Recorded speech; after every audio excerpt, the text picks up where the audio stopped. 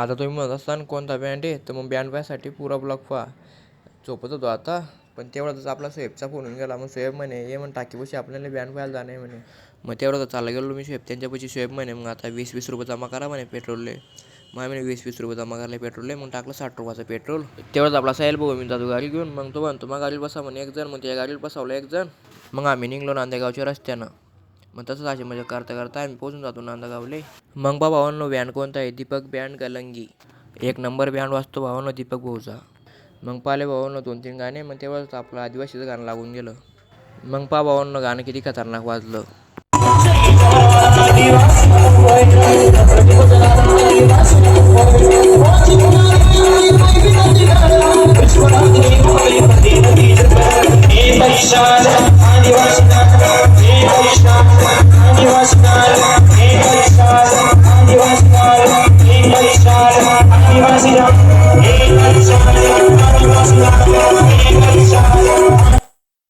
मग आम्ही लय वाजून गेलो ते बँड पाहता पाहता 11. मग आम्ही बोलत चालत निघून गेलो घराघरी. तेवढ्यातच आम्ही पोचून गेलो मग गावामध्ये. गावात तर काही लोक होते नाही, पुरं गाव सामसूम गेलं होतं. ब्लॉग कसा वाटला कमेंट करून सांगा भावांनो. लाईक कमेंट शेअर करा.